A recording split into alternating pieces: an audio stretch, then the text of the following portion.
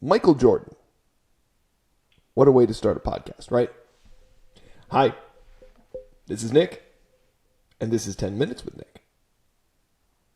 What a wacky way to try and introduce this thing. I mean, come on. But this is 10 Minutes with Nick. I do happen to be Nick, and as I look into the camera, I happen to look like a woolly mammoth. My lord.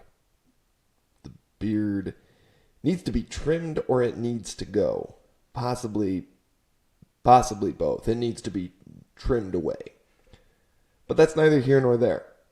I opened this podcast by just sort of shouting into the microphone, Michael Jordan. Why did I do that? Well, beyond being a fan of his airness, he highlights a very good, interesting point, I think. And it's sort of something I was thinking about today. So I'm in an acting class. I'm in an acting class because I am an actor. And it is important to learn and to continue learning as an actor and in any profession, right? Oh my God, I've used a lot of P sounds. So if you're a lawyer, you take continuing education. If you're an accountant, you take continuing education. In any field, it's really important to keep learning. Now, if you're an entrepreneur, you can certainly take education. You can take any kind of education you want, but you tend to do a lot of learning on the job, so it's not as important. Similarly, if you're an actor and you're on set all the time, you don't necessarily have time to take class. You are on set. You're practicing your craft in that way. It's a little different when it's a professional licensure at work. But anyways, I'm in a class, and usually the class goes pretty well, right? Like I'm a decent actor. I work hard, and I make sure that I'm prepared and I'm ready to go. And even if the class is bad, even if the class is not going, even if I don't have a good scene, I'm doing well enough to learn something from it. My base level of acting is such that if I put up a stinker, I can usually identify what I'm doing, what I'm not connecting with in the scene that is causing it to be such a stinker, right? I'm a good actor. But I said we're going to highlight the differences between good and great today. The differences are subtle. The differences are very, very subtle. And that acting class is what got me thinking on the topic, and then I needed a good way to highlight it, and which is why when I sat down to start recording this, I just said, Michael Jordan. Michael Jordan highlights the difference between a good and a great basketball player. Now, basketball players, if you're in the NBA, you are one of the best players in the world. Hands down. It doesn't matter if you're bouncing around from team to team, clinging to the end of the bench, or you're Michael Jordan or LeBron James. You sit in a rarefied air as great basketball players. So, admittedly, we're talking about a pretty high baseline already. So everybody in the NBA is good. We accept that. Okay. So what separates the guys at the end of the bench from the Michael Jordans?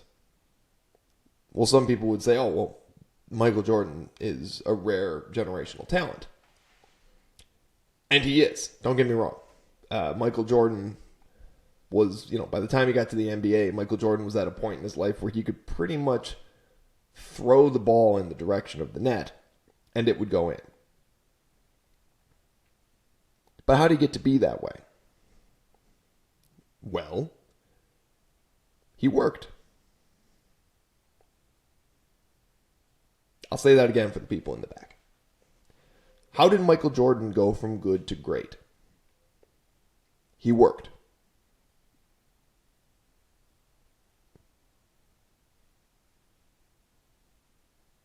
Everybody got that? Good. All right, so that's a little tongue-in-cheek, right?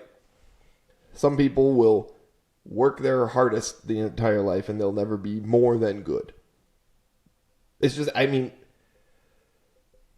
the difference is everybody can be good at something, right?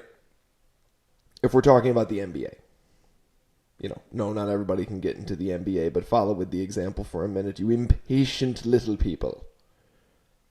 Everybody in the NBA is good because everybody in the NBA, to some extent, has worked very hard throughout their life to get there. So everybody's doing roughly the same baseline level of work. What separates the greats then in the NBA? Some might say, well, raw talent. They were born with it. I disagree. To say somebody is born with that talent is to say that they were born only capable of being a basketball player, and quite frankly, that's just not true. That would seem to support the notion that African American individuals are inherently more athletic than white or Caucasian Americans, and that supports the notion that African Americans, evolutionarily speaking, have sort of a leg up in athleticism and strength and things like that, and that feeds into a lot of really dangerous narratives. I call that out because I bring it up in another podcast about medicine, which go back and listen to that if you want to hear about some of the sort of nastiness that assumptions about African Americans' baseline levels of athleticism has leaked into, what kinds of assumptions have leaked into medicine. That's not the point here. The point here is to say that no, you're not born necessarily with that talent, but you are born with a drive. Quite honestly, I think if Michael Jordan had set his mind to being the world's greatest lawyer, he probably would have done it. Like, he probably would have had the drive and gotten there. Because he was smart, right? He combined intelligence, yes, an affinity for the court. I'm going to call it an affinity, not a physical talent. He found something he enjoyed and worked at it. But if you got to the NBA, you enjoyed basketball at some point in your life because you worked at it. But Michael Jordan worked harder and faster, and he developed skills. Everybody developed skills, but he just developed them differently. He developed them in those little different ways. If everybody else was shooting 1,000 free throws, he shot 1,001. And on that 1,001, he found something. He found that little edge. He found, instead of having my arm at a 90-degree angle, like is perfectly good form, if I have it at an 85-degree angle, well, that gives me a different shot. If I'm going underneath the hoop at full speed, and I leap here instead of leaping here, well, I get a perfectly makeable shot out of it. That's something that people are capable of doing and capable of learning, but you only learn it on the 1,001st rep. Kobe Bryant had the exact same drive, that Mamba mentality that everybody talked about. The Mamba mentality is as simple as not even outworking people. Like that implies that everything is a deadly competition. No, the Mamba mentality was simply working until you found the edge that other people weren't finding. It doesn't mean that other people weren't capable of finding it, or that the fact that you found it meant that somebody else couldn't find it. But it was simply doing those reps.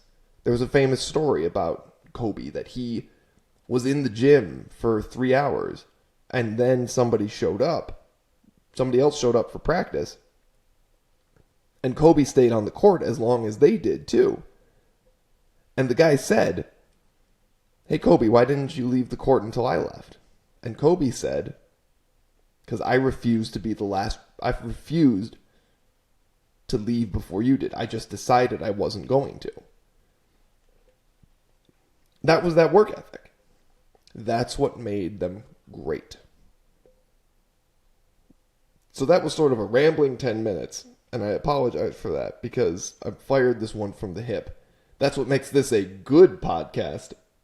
A great podcast would be outlined, written ahead of time, deeply thought out. This is a good rambling podcast. But I'm only a certain number of episodes in. Which means there's more to discover, more work to do. And the beauty of it all is more time to become great. What a terrible sign off. And yet, since we are at 10 minutes and 47 seconds, ladies and gentlemen, this is where I take my leave of you. This is 10 Minutes with Nick. I am Nick. Go work hard. If you're good, if you aren't good yet, keep working. Everyone can be good.